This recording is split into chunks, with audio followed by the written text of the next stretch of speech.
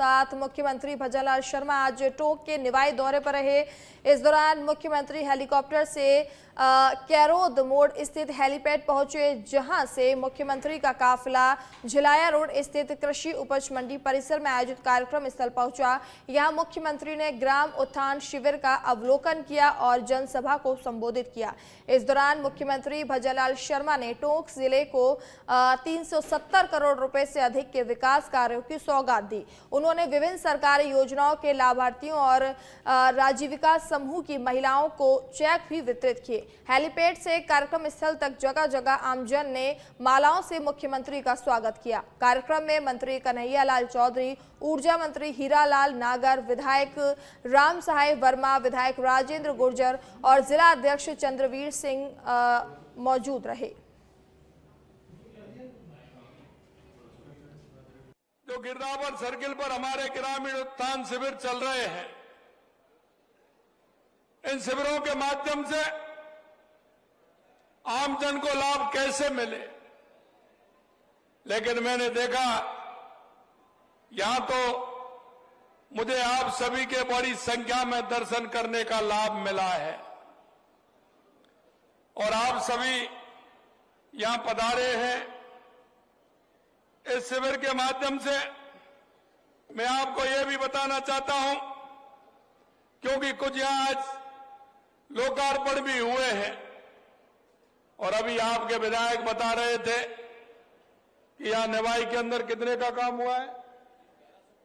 1100 करोड़ रुपए के काम तो निवाई विधानसभा के अंदर हुए हैं। और ये बात मैं आपसे इसलिए कहना चाहता हूं क्योंकि सभी आप पढ़े लिखे हैं। आप इतिहास उठा करके देख लीजिए कि किसी भी सरकार ने 2 साल के अंदर एक विधानसभा के अंदर कभी भी 1100 करोड़ रुपए के काम अगर उन्होंने किए हो तो, क्योंकि हम जानते हैं कि राजस्थान की जनता की जो इच्छा और अपेक्षा है, आम जन जो सरकार से चाहता है, हमने हमारे संकल्प पत्र के माध्यम से कहा है कि राजस्थान का जो किसान हो, मजदूर हो, युवा हो, महिला हो, हमारी सरकार सभी के उत्थान के लिए काम करती है। आज का दिन टोंक जिले के लिए बेहद खास है, क्योंकि आज टोंक को 370 करोड़ रुपए की राशि के विकास कार्यों की सौगात भी आज मिली है। आज आपके जिले में शिक्षा, स्वास्थ्य, ऊर्जा, बुनियादी ढांचे, नागरिक सुविधाओं से जुड़े 282 करोड़ रुपए से अधिक राशि का 48 कार्यों का शिलान्यास हुआ है। इसी के साथ लगभग 88 करोड़ की राशि से 16 विकास कार्यों का लोकार्पण हुआ है। आप सभी को इन विकास कार्यों के लिए मैं बहुत बहुत बधाई देता हूं। तो चलिए आपको सीधा ले चलते हैं जयपुर, जहां पर जवाहर सिंह मैडम क्या कुछ कह रहे हैं, ये सुनते हैं। एवं राजस्थान हाईकोर्ट बेंच जयपुर के 50वें स्थापना दिवस के अवसर पर मुख्य अतिथि के रूप में पधारे राजस्थान के विकास और विकासोन्मुखी विजन को धरातल पर लाने का रात दिन प्रयास करके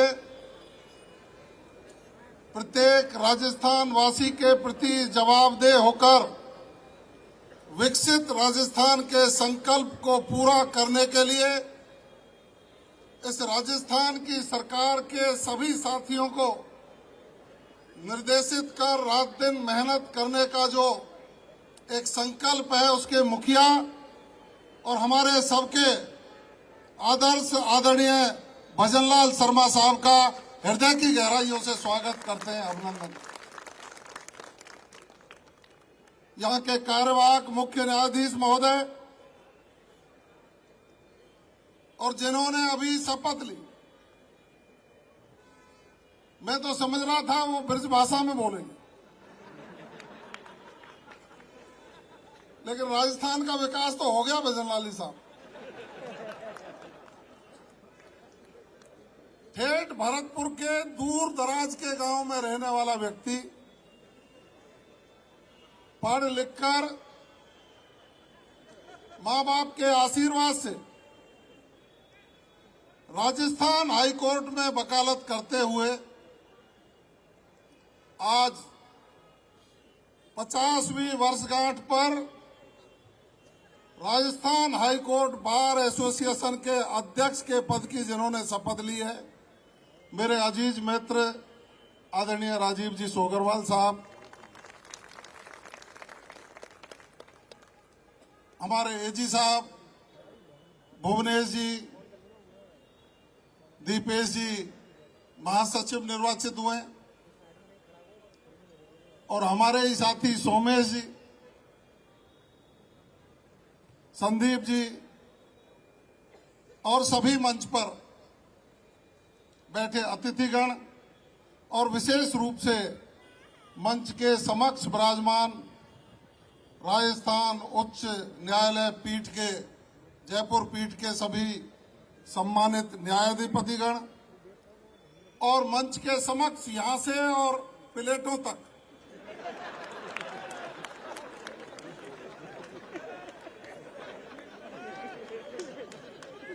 भाई सुन रहे हो ना सब,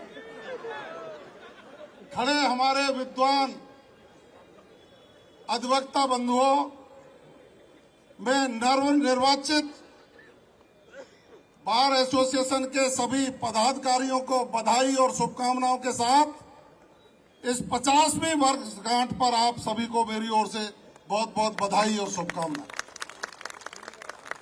माननीय मुख्यमंत्री जी को आपको सुनना है, लेकिन मैं तो इतना ही आग्रह करना चाहूंगा।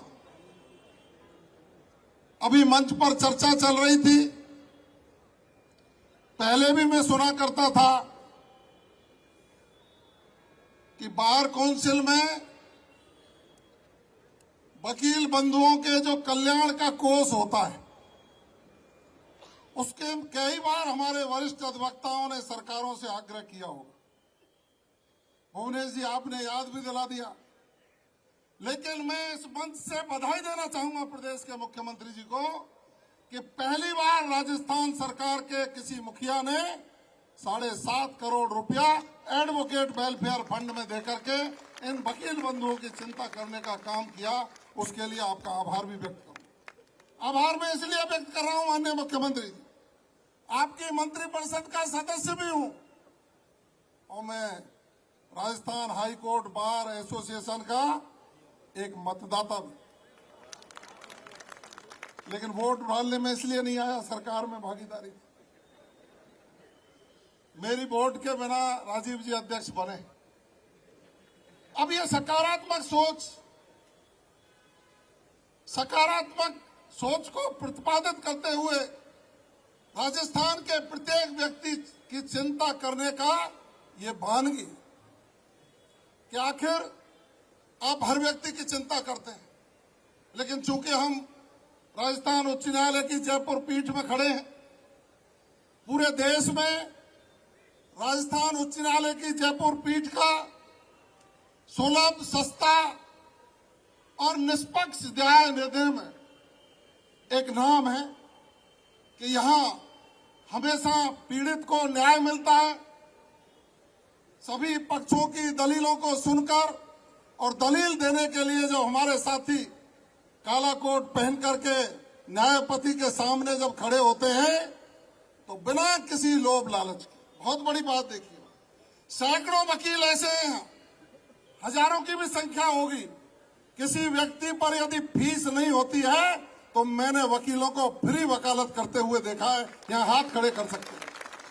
मैं नतमस्तक होता हूं आप सब लोगों को, क्योंकि वकील के ऊपर कानून की व्याख्या करने का जिम्मा है और कानून की व्याख्या करके हम पीड़ित को न्याय दिलाने का काम करें, यही वकील का सबसे बड़ा धर्म होता है। और उस धर्म को निभाने में यह जयपुर उच्च न्यायालय हाई कोर्ट की पीठ के सभी अधिवक्तागण बखूबी उसका निर्वहन भी कर रहे हैं, पालन भी कर रहे हैं। ईश्वर से मेरी प्रार्थना है कि आप आगे बढ़ें, प्रगति करें, रात दिन मेहनत करें और आप सब लोग उचित न्याय दिलाने का प्रयास करते रहें। बहुत बहुत बधाई।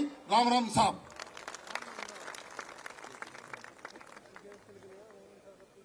बहुत बहुत धन्यवाद। तो इस बार तो तालियां दुगनी होनी चाहिए। हमने मंत्री जी को तो सुना ही है, लेकिन जो हम सबके लिए कहते हैं, ये हमारे वरिष्ठ अधिवक्ता साथियों के तो अधिवक्ता साथी भी हैं, तो जरा जोरदार तालियां मंत्री जी के लिए आप सबकी तरफ से। बहुत बहुत धन्यवाद। आइएगा, अब मैं आमंत्रित करूंगी आप सभी के बीच न्यायिक विवेक, संवेदनशीलता और मर्यादा के प्रतीक, जो कि हमारे कार्यक्रम की अध्यक्षता कर रहे हैं माननीय कार्यवाहक मुख्य न्यायाधीश महोदय संजीव प्रकाश शर्मा जी। एक बार जोरदार तालियों की गूंज के साथ मैं उन्हें आमंत्रित करना चाहूंगी।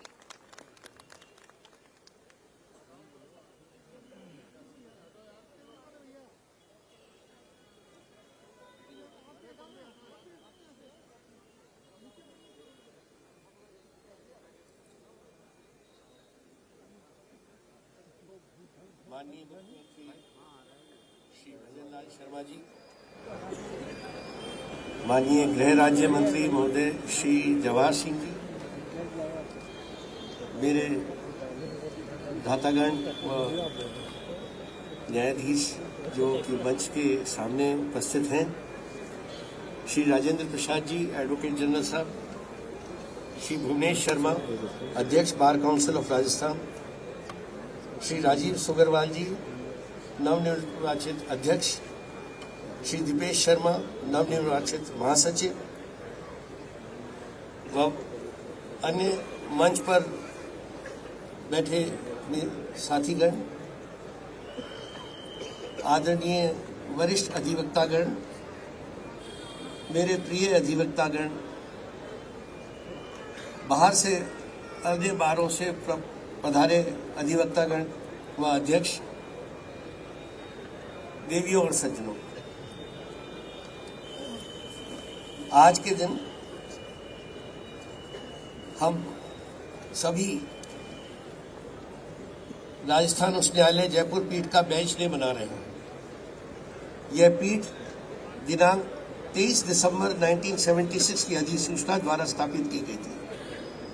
उसके बाद तत्कालीन माननीय मुख्य न्यायाधीश द्वारा यह आदेश पारित किया गया कि 31 जनवरी 1977 से राजस्व जिलों अजमेर, अलवर, बूंदी, भरतपुर, जयपुर, झालावाड़, झुंझुनू, कोटा, सवाई माधोपुर, सीकर एवं टोंक से उत्पन्न समस्त वादों का निस्तारण जयपुर स्थित न्यायालय द्वारा किया जाएगा। आज हम जयपुर पीठ की स्थापना के 50वें वर्ष की ओर अग्रसर है। आने वाला साल इस पीठ की स्थापना के 50 वर्ष पूरे होने का साक्षी बनेगा। जयपुर पीठ की स्थापना ने न केवल न्यायिक व्यवस्था को मजबूत किया है, बल्कि राजधानी जयपुर को विधिक गतिविधियों का एक महत्वपूर्ण केंद्र भी बनाया है। बीते दशकों में इस पीठ ने अनेक ऐसे महत्वपूर्ण निर्णय दिए हैं जिन्होंने आम जन के अधिकारों की रक्षा की है और न्याय के प्रति लोगों को विश्वास को और अधिक मजबूत किया है। यह पीठ आज न्याय, निष्पक्षता और संवैधानिक मूल्यों की एक मजबूत पहचान बन चुकी है। इस ऐतिहासिक अवसर पर माननीय मुख्यमंत्री महोदय श्री भजनलाल शर्मा जी की गरिमा उपस्थिति इस समारोह की शोभा और भी बढ़ा रही है। मैं उनका हृदय से आभार व्यक्त करता हूं कि उन्होंने अपने व्यस्ततम कार्यक्रम में से समय निकालकर इस समारोह में भाग लिया। उन्होंने सदैव न्यायपालिका के प्रति गहरा सम्मान और विश्वास। तो चलिए अब खबरों का रुख करते हैं। खबर दौसा से है, जहां राज्य के मुख्य सचिव वी श्रीनिवास दौसा जिले के दौरे पर रहे। इस दौरान उन्होंने लालसोट क्षेत्र का निरीक्षण किया, जहां पॉली हाउस व फार्म पॉन्ड का अवलोकन किया। इसके बाद मुख्य सचिव दौसा के सर्किट हाउस पहुंचे, जहां उन्हें गार्ड ऑफ ऑनर दिया गया। मीडिया से बातचीत में मुख्य सचिव वी श्रीनिवास ने बताया कि मुख्यमंत्री भजनलाल शर्मा की पहल पर आयोजित ग्राम उत्थान शिविर के तहत वे लालसोट पहुंचे हैं। उन्होंने लालसोट के 2 गांवों का दौरा किया, जहां ग्रामीणों व किसानों में भारी उत्साह देखने को मिला।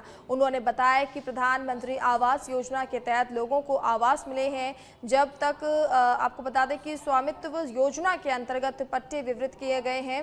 फिलहाल प्रदेश भर में करीब 3000 ग्राम उत्थान शिविर लगाए जा रहे हैं, जो 7 से 8 दिन तक आयोजित होंगे।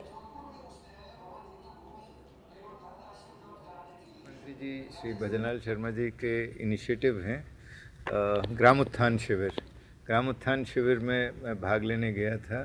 लालसोट में 2 गांव में मैं गया था और भारी उत्साह है। बहुत सारे किसान आए थे और प्रधानमंत्री आवास योजना में कई लोगों को घर मिले हैं, स्वामित्व योजना में पट्टे दिए गए।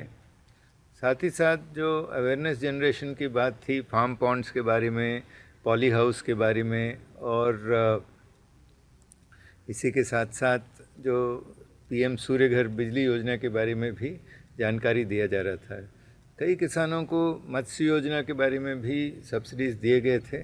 ये भी मैंने 2-3 जगह जाके फील्ड में भी देखा था। पॉली हाउस में एक देखने गया था। पॉली हाउस से काफ़ी फ़ायदे हैं किसानों को। और जिन खेत में मैं गया था वहाँ जरबेरा फूल की उत्पादन देखा गया था और सब्सिडी भी समय पे मिला है। किसान प्रोग्रेसिव किसान हैं।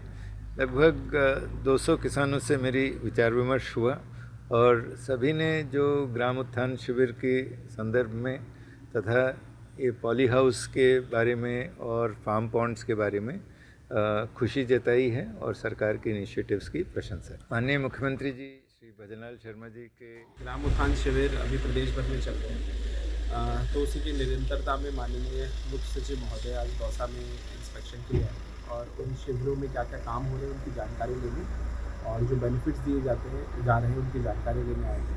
तो शामपुरा कला में उन्होंने विजिट किया था और उसमें कई स्कीम्स, तारबंदी, पॉली हाउस, स्वामित्व के पट्टे इत्यादि जो लाभार्थी थे उनको वो बेनिफिट्स भी माननीय मुख्य सचिव महोदय ने दिए। और इसके बाद जो है दौसा के बारे में, पॉली हाउसेस के बारे में माननीय मुख्य सचिव महोदय ने कई जगह सुना था कि काफ़ी अच्छा यहाँ पे पॉली हाउस में काम हो रहा है। तो सर जो हमारे प्रोग्रेसिव फार्मर्स हैं उनके साथ इंटरेक्शन, उनका विजिट और क्या समस्याएं उसके अंदर आ रही हैं जो कि राज्य स्तर से हल हो सकती है, इसके बारे में इंटरेक्शन करा, जानकारी ली। अगली खबर जयपुर से है, जहां पर पीसीसी चीफ गोविंद सिंह डोटासरा ने संगठन सृजन को लेकर बड़ा बयान दिया। उन्होंने बताया कि राजस्थान में 5 में से 4 जिलाध्यक्षों की नियुक्ति हो चुकी है, जबकि राजस्व मंत्री का नाम जल्द आने की उम्मीद है। डोटासरा ने कहा कि 50 जिलों की कार्यकारिणी अगले 15 दिनों में घोषित की जाएगी। साथ ही राहुल गांधी और खड़गे की बैठक में संगठनात्मक कार्यों का, मनरेगा आंदोलन और एसआईआर मुद्दे पर भी चर्चा हुई। वो जो संगठन सर्जन के 6 स्टेट थे जिनमें संगठन सर्जन के तहत जिलाध्यक्ष बनाए गए हैं, उनकी संगठनात्मक गतिविधियों की चर्चा के लिए था। उसमें जहां संगठन नहीं बना उनके लिए निर्देश थे, जहां बन गया उसके लिए आगे फर्दर क्या कार्रवाई, किस तरीके से आगे बढ़ना उसकी बात थी।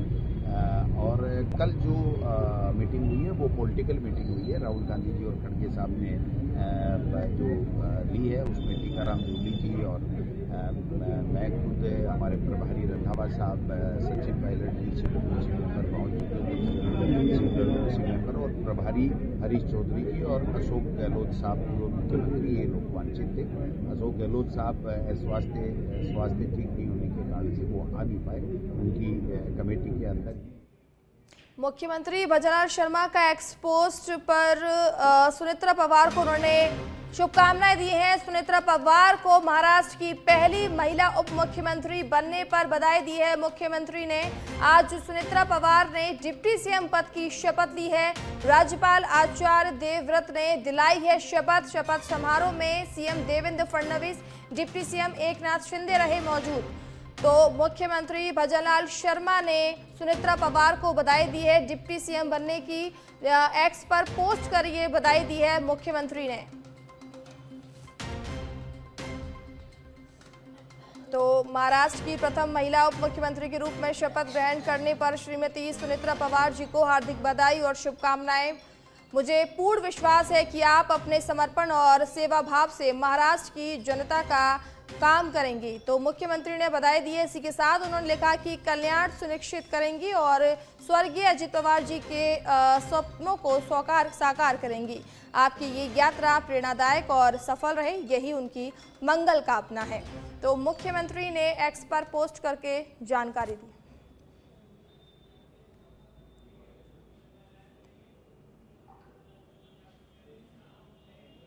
तो चलिए आपको सीधे ले चलते हैं जयपुर, जहां पर मुख्यमंत्री क्या कुछ कह रहे हैं, सुनते हैं।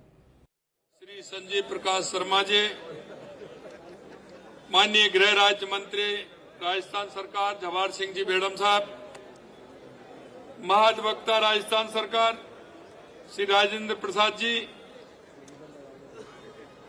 अध्यक्ष Rajasthan high court bar association Jaipur नवनियुक्त Shri Rajeev Sogarwal ji, chairman bar counselling of Rajasthan Shri Bhuvnesh Sharma ji, महासचिव Rajasthan high court bar association Deepesh Sharma ji, अध्यक्ष the bar association Jaipur Somesh Sharma ji, अध्यक्ष district bar association Sandeep Sharma ji, पूर्व अध्यक्ष Rajasthan high court bar association Mahendra Sanil ji, पूर्व महासचिव राजस्थान हाईकोर्ट श्री रमित पारीक जी, और मेरे सामने बैठे न्यायाधिपति अनिल उपमन जी, मनीष शर्मा जी, रवि चिरानिया जी, गणेश राम मीणा जी, अशोक कुमार जैन जी, संदीप तनेजा जी, आनंद शर्मा जी, अनुरूप सिंघवी जी, और इस कार्यक्रम में सभी मेरे विद्वान अधिवक्तागण और सभी मेरे भाई और बहनों, मीडिया के बंधुओं,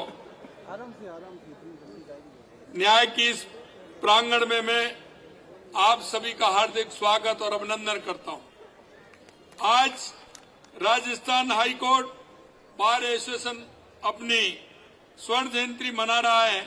ये समस्त राजस्थान के लिए गर्व का विषय है।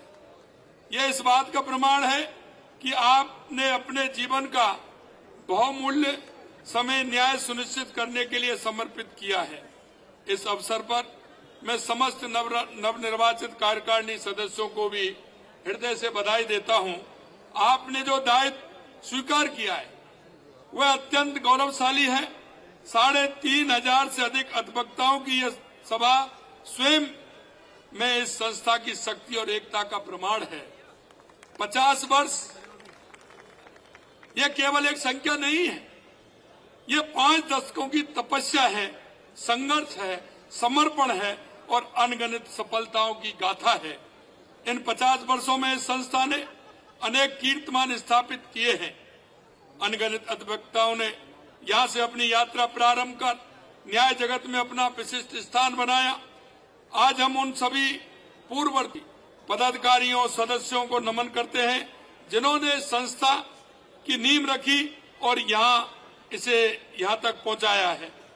यह स्वर्ण जयंती हमें प्रेरणा देती है कि अगले 50 वर्षों में हम और अधिक ऊंचाइयों को छुएंगे।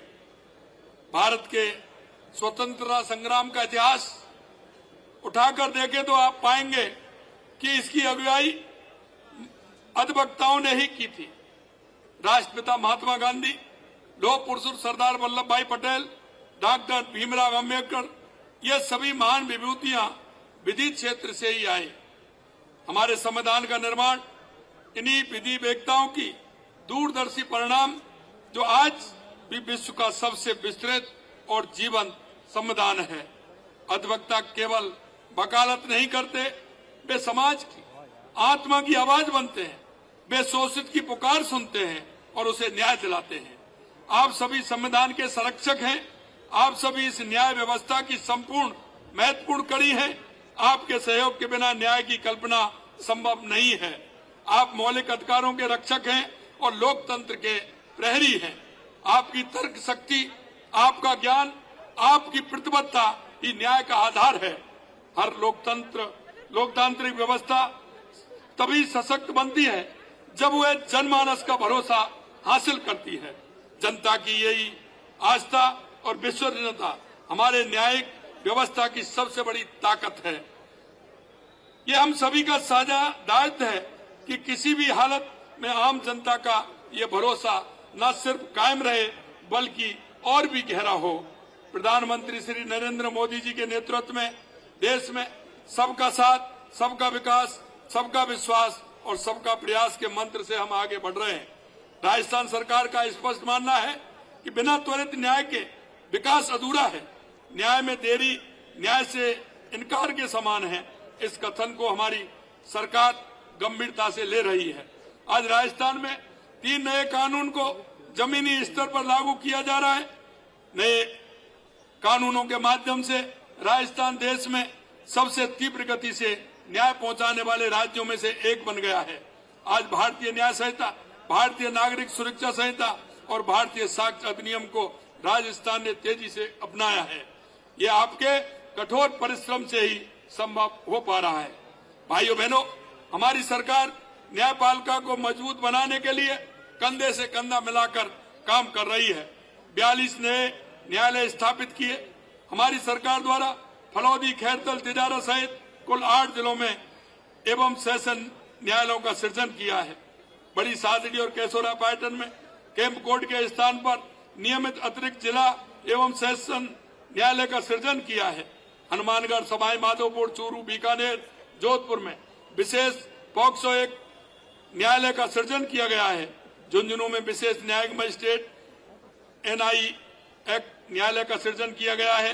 पहाड़ी, डीग एवं खैरतल, तिजारा में सिविल न्यायाधीश एवं न्याय एक मजिस्ट्रेट न्यायालय का सृजन किया गया है। आज राजस्थान में ई कोर्ट्स का तेजी से विस्तार किया जा रहा है।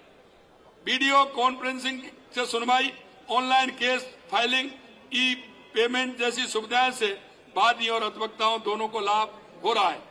राजस्थान के दूर दराज के गांवों तक न्याय पहुंचे, इसके लिए न्यायिक सेवाओं का विस्तार किया जा रहा है। लंबित मामलों के त्वरित निपटारा हेतु फास्ट ट्रैक कोर्ट एवं विशेष अदालतों की संख्या बढ़ाई जा रही है। राजस्थान के अंतिम व्यक्ति तक न्याय पहुंचे, ये हमारी सरकार की प्राथमिकता है और ये आपके सहयोग से ही संभव हो सकता है। लोक अदालतों का व्यापक विस्तार किया जा रहा है, जहां आम नागरिक को शीघ्र और निःशुल्क न्याय मिल सके। विविध सेवा प्राधिकरण के माध्यम से निर्धन वादियों को निःशुल्क कानूनी सहायता उपलब्ध कराई जा रही है। भाई और बहनों, मैं आपसे अंत में इतना कहना चाहता हूं कि सरकार और न्यायपालिका दोनों मिलकर के काम करते हैं। दोनों का काम है कि जो व्यक्ति अंतिम पंक्ति में बैठा है उसको न्याय की आवश्यकता है, उसके काम की आवश्यकता है, सरकार की योजनाओं की आवश्यकता है, उसको हम नीचे तक पहुंचाने का काम करें। मैं आपसे ये भी कहना चाहता हूं कि जो हमारे अधिवक्ता गण हैं, आप वो श्रेणी है जो देश के अंदर, प्रदेश के अंदर लोग आपकी मान्यता करते हैं। लोग, जनता आप पर भरोसा करती है और जनता में आपका भरोसा है, क्योंकि जनता आप पर विश्वास करती है। इसलिए मैं आपसे कहना चाहता हूं, आप वो लोग हैं जो आपकी जो श्रेणी है उस पर जनता विश्वास के साथ साथ आप जो कहते हैं उस पर वो विश्वास करते हैं, क्योंकि आपका कहा हुआ एक बात उसके लिए उसके जीवन में बहुत महत्वपूर्ण होता है। मैं अधिवक्ता बंधुओं से निवेदन करना चाहता हूं कि कभी कभी इस तरह की बातें होती है कि कभी हमको जो सोचना चाहिए वो जनता हमसे प्रेरणा लेती है। हम क्या कर रहे हैं, हमारी चाल को, हमारी ढाल को, हमारे वाक्य को पूरी जनता देखती है। इसलिए मैं आपसे आग्रह करना चाहता हूं, आप सिर्फ अधिवक्ता नहीं है, इस देश के वो नागरिक हैं जो आपको अन्य नागरिक देख करके आपसे शिक्षा लेते हैं और अपने जीवन को आगे बढ़ाते हैं। इसलिए बंधुओं, मैं इतना कहना चाहता हूं कि चाहे हमारे न्यायपालिका हो, चाहे हमारी सरकार हो, दोनों के महत्व की कड़ी आप हैं। आप उन लोगों के परिवार को, उन लोगों के आने वाली पीढ़ी को आप बचा सकते हैं, आप उनको एक दिशा दे सकते हैं, आप वो दिशा लाने वाले व्यक्ति हो। इसलिए मैं आपसे इतना ही निवेदन करूंगा कि हमारी राजस्थान की सरकार आपके हितों को ध्यान में रखते हुए, क्यों कि आपके अगर हितों का ध्यान नहीं होगा तो न्याय ठीक प्रकार से नहीं हो पाएगा। हम चाहते हैं कि हमारे न्यायाधिपति हों, हमारे अधिवक्ता हों, उनकी जो आवश्यकता है सरकार हमारी उनको पूरा करे, और उनकी आवश्यकता वो होती है जो न्याय के लिए त्वरित देना होता है। इसलिए मैं आपसे कहना चाहता हूं, मैंने हमारे AG साहब से, मैंने हमारे न्यायमूर्ति श्री संजीव जी से इस बारे में मैंने चर्चा भी की थी और मैंने पहले भी की थी। और हम चाहते हैं, क्योंकि अगर हमारी व्यवस्था ठीक प्रकार से नहीं होंगी तो हम उस व्यक्ति को न्याय नहीं दे पाएंगे। आज मैं देखता हूं हाई कोर्ट की स्थिति क्या है, इसमें कितना रजिस्ट्रेशन है, बैठने की व्यवस्था क्या है, हमारे स्टाफ और वो बैठ नहीं पाता है। मैं आपसे कहना चाहता हूं, लेकिन क्या है कि वो बात आपसे नहीं कह पाते हैं, क्योंकि जब बात आती है कि हम इसको कहीं बाहर ले जाएं तो आपके अधिवक्ता उस पर खड़े हो जाते हैं, क्योंकि उन्होंने घर नजदीक में बना लिया। अरे भाई, आपके बाद भी तो घर बनाने वाले हैं, आपके बाद भी तो घर बनाने वाले हैं, उनका भी देख लीजिए।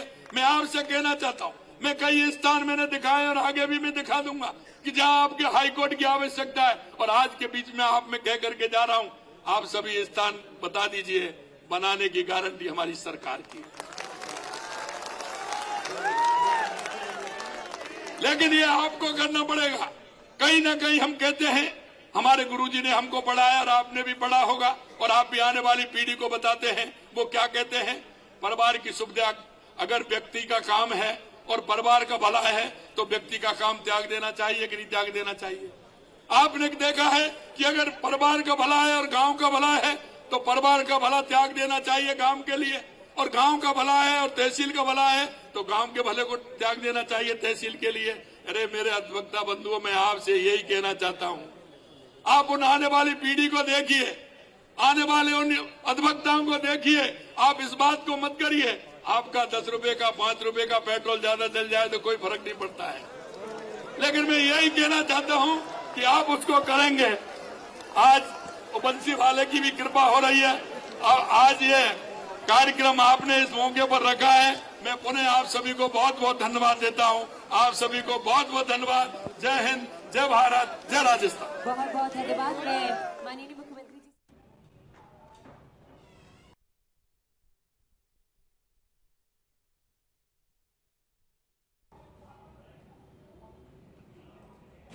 जयपुर से खबर है, जहां सीआईयू टीम में तैनात कांस्टेबल ललित कुमार को बड़ी सफलता मिली है। एयरपोर्ट रोड की खाली जमीन की तरफ सर्विस रोड पर खड़े स्कूटी सवार तस्कर को काबू किया गया। आपको बता दें कि प्रतापनगर थाना पुलिस की मदद से तस्कर को काबू किया गया है। मामले में तस्कर दिलीप कुमार को गिरफ्तार भी किया गया है। उसके कब्जे से अवैध मादक पदार्थ MD 77 ग्राम व परिवहन में प्रयुक्त स्कूटी भी बरामद की गई है। आपको बता दें कि रामनगरीय थाना अधिकारी चंद्रभान सिंह को ये जांच जो है इसकी आगे की सौंपी गई है।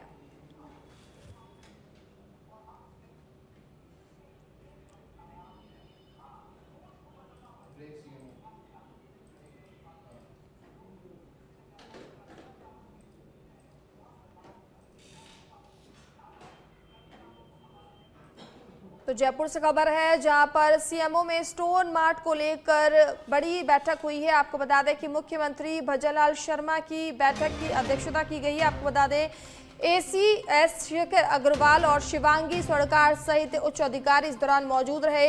लघु उद्योग भारती से जुड़े आयोजन, आपको बता दें कि पदाधिकारी भी बैठक में शामिल हुए। स्टोन मार्ट आयोजन की तैयारियों और व्यवस्थाओं पर इस दौरान चर्चा की गई है। तो लघु उद्योग भारती से जुड़े आयोजन पदाधिकारी भी बैठक में इस दौरान शामिल रहे। स्टोन मार्ट आयोजन की तैयारियों और व्यवस्थाओं पर इस दौरान चर्चा की गई।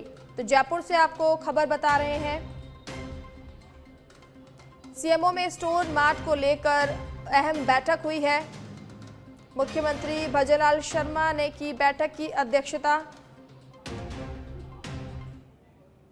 जोधपुर से बड़ी खबर है, जहां कथावाचक साध्वी प्रेम बाईसा की संदिग्ध मौत का मामला पोस्टमार्टम रिपोर्ट में अभी तक नहीं पता चल पाया है। कॉज ऑफ डेथ मेडिकल सूत्रों के मुताबिक छोटी व बड़ी आंत में हो चुकी थी लाल। जहर शरीर में जाने पर भी आंत हो जाती है लाल। विसरा की कार्रवाई की जा रही है केमिकल जांच के द्वारा। शरीर में जहर कैसे पहुंचा इसकी भी जांच पड़ताल लगातार जारी है। FSL की जांच रिपोर्ट के बाद इसका खुलासा हो पाएगा। कंपाउंड देवी सिंह ने पुलिस को बताया कि पहले भी ले चुकी हैं डेक्सोना इंजेक्शन कई बार। बालोतरा से खबर है, जहां राष्ट्रीय सड़क सुरक्षा अभियान माह के समापन पर बालोतरा में जिला परिवहन विभाग की ओर से जिला स्तरीय जागरूकता कार्यक्रम का आयोजन किया गया। कार्यक्रम का उद्देश्य आमजन को यातायात नियमों के प्रति जागरूक कर सड़क दुर्घटनाओं में कमी लाना रहा। जिला परिवहन अधिकारी भगवान राम गहलोत ने कहा कि सड़क सुरक्षा केवल 1 माह का अभियान नहीं बल्कि वर्ष भर चलने वाली सतत प्रक्रिया है। पुलिस अधीक्षक रमेश कुमार ने 2 पहिया वाहन चालकों से हेलमेट और 4 पहिया चालकों से सीट बेल्ट अनिवार्य रूप से लगाने की अपील की। वहीं अतिरिक्त जिला कलेक्टर भुवनेश्वर सिंह चौहान ने लापरवाही को दुर्घटना का मुख्य कारण बताया। कार्यक्रम में सड़क सुरक्षा को लेकर जानकारी साझा की गई और उत्कृष्ट कार्य करने वालों को प्रशस्ति पत्र व मोमेंटो देकर सम्मानित भी किया गया। राष्ट्रीय सड़क सुरक्षा माह का आज समापन दिवस था।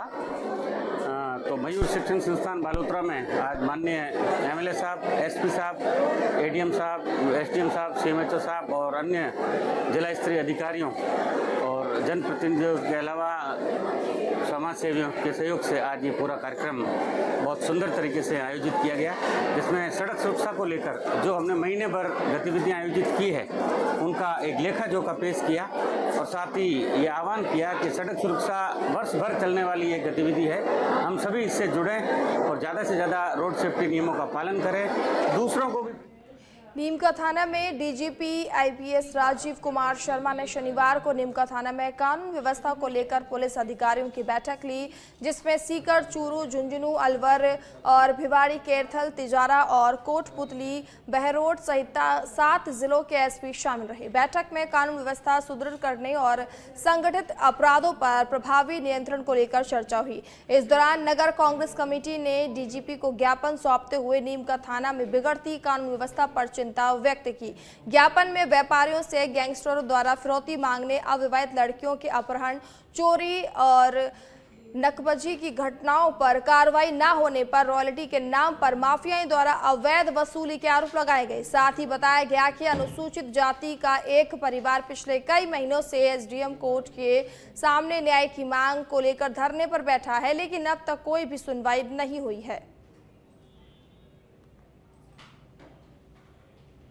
अगली खबर हनुमानगढ़ से है, जहां धान मंडी में समर्थन मूल्य पर गेहूं खरीद को लेकर व्यापारियों ने विरोध जताया। व्यापारियों का कहना है कि एफसीआई के अलावा 4 निजी एजेंसियों द्वारा गेहूं खरीद की जा रही है, जिसका वे विरोध करते हैं। इस मुद्दे को लेकर व्यापारियों की जिला प्रशासन के साथ वार्ता हुई, जिसमें व्यापारियों ने बताया कि पूर्व में भी इन निजी एजेंसियों ने गेहूं खरीद की थी, लेकिन समय पर उठाव और भुगतान नहीं किया गया, जिससे व्यापारियों को परेशानी हुई।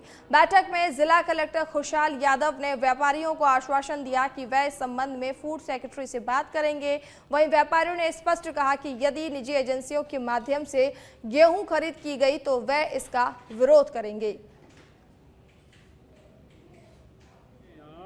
शासन और व्यापारियों की और कृषि उपज मंडी के अधिकारियों की एक बैठक हुई थी। इस बैठक में जो इन्होंने लॉटरी निकाली थी 5 एजेंसियों को खरीद करने के लिए, उस लॉटरी में हम शामिल नहीं हुए। हमारा ये विरोध था कि ये इन्होंने 5 जोन बना दिए मंडी के, 5 जोनों में 5 एजेंसियों को इन्होंने खरीद के लिए नॉमिनेट कर दिया है। 5 एजेंसियों में अब एक एजेंसी तो एफसीआई है, बाकी एजेंसी 4 एजेंसी अदर हैं। वो एजेंसियों की जो पहले की हालात है, वो पेमेंट की स्थिति उनकी अच्छी नहीं है, इसलिए कोई भी व्यापारी उनको माल नहीं देना चाहता। हमारा तो प्रशासन से यही निवेदन रहा भी एजेंसी खरीद कोई करे, हमें कोई दिक्कत नहीं है, 24 घंटे में तो उसका उठाव होना चाहिए और 48 घंटे में उसकी पेमेंट हो जानी चाहिए हमारे को एजेंसियों से। रतलाम रोड पर आबापुर थाना क्षेत्र के कुंडला घाटी गांव के पास शुक्रवार को बड़ा हादसा हो गया। जानकारी के अनुसार टेम्पो नया था और परिवार उसे खरीद कर घर लौट रहा था। इसी दौरान कुंडला घाटी के पास वाहन असंतुलित होकर पलट गया। हादसे में टेम्पो में सवार माता पिता और उनका 4 साल का मासूम बच्चा गंभीर रूप से घायल हो गया। टेम्पो पलटते ही मौके पर पुलिस पहुंची और घायलों को तत्काल एम्बुलेंस की मदद से बांसवाड़ा जिला अस्पताल भिजवाया गया। फिलहाल पुलिस ने मामला दर्ज कर दुर्घटना के कारणों की जांच शुरू कर दी है। भारत में लोकतांत्रिक मूल्यों की समझ विद्यार्थियों में विकसित करने के उद्देश्य से बाबा रामदेव विद्या मंदिर उच्च माध्यमिक विद्यालय एवं Ramdev public school senior secondary Ramdevra द्वारा संयुक्त रूप से बाल संसद का गठन किया गया। कार्यक्रम में कक्षा 6 से 11 तक के विद्यार्थियों ने सक्रिय सहभागिता निभाते हुए चुनाव प्रक्रिया, मतदान प्रणाली और लोकतांत्रिक मर्यादाओं की व्यवहारिक जानकारी प्राप्त की। प्रत्येक कक्षा से प्रतिनिधि का चयन निष्पक्ष रूप से किया गया, जबकि विद्यालय स्तर पर प्रधानमंत्री पद के लिए सभी विद्यार्थियों ने मतदान किया। चयनित छात्र को हिंदी माध्यम प्रधानाचार्य नवाज हुसैन ने शपथ दिलाई और विद्यार्थियों को लोकतंत्र की परिभाषा, उसके स्तंभों, मतदान के अधिकार, नागरिक कर्तव्यों तथा स्वतंत्र एवं निष्पक्ष चुनाव के महत्व की जानकारी देते हुए जागरूक और जिम्मेदार नागरिक बनने का संदेश दिया।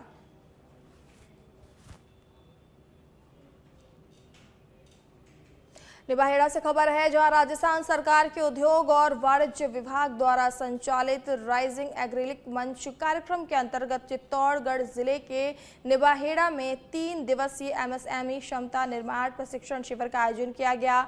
ये कार्यक्रम ओम देवी शर्मा जन सेवा ट्रस्ट के सभागार में आयोजित हुआ। प्रशिक्षण शिविर का उद्देश्य स्थानीय उद्यमी, नवोदित व्यवसायियों और युवाओं की क्षमता निर्माण कर उन्हें आधुनिक तकनीकों और नए उद्योग मॉडल से जोड़ना है। एमएसएमई विभाग से प्रशिक्षक के रूप में उपस्थित डॉक्टर राकेश पारिक ने प्रतिभागियों को नए उद्योग स्थापित करने के आधुनिक तरीकों, स्वरोजगार के नवीन अवसरों तथा उद्यमिता को टिकाऊ रूप से आगे बढ़ाने के व्यवहारिक पहलुओं की जानकारी दी। कार्यक्रम में बड़ी संख्या में महिला उद्यमियों की सहभागिता रही, जिन्होंने प्रशिक्षण को लेकर उत्साहपूर्वक भाग लिया।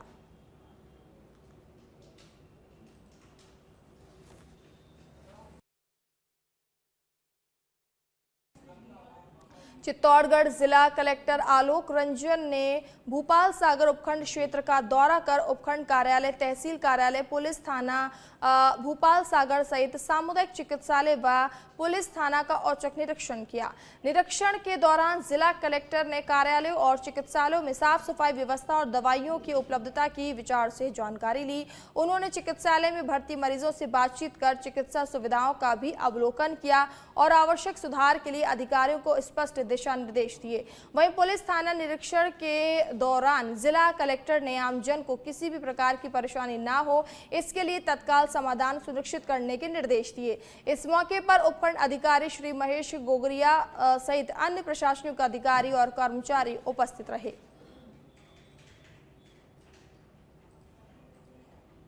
करौली से खबर है, जहां विधानसभा क्षेत्र करौली के ग्राम कारवाड़ मीना में नवनिर्मित आंगनबाड़ी पाठशाला का लोकार्पण किया गया। साथ ही विधायक गुर्जर ने कहा कि ये पाठशाला बच्चों के उज्जवल भविष्य की नींव रखेगी और विकास कार्यों में किसी भी प्रकार से कोई काम नहीं आएगी।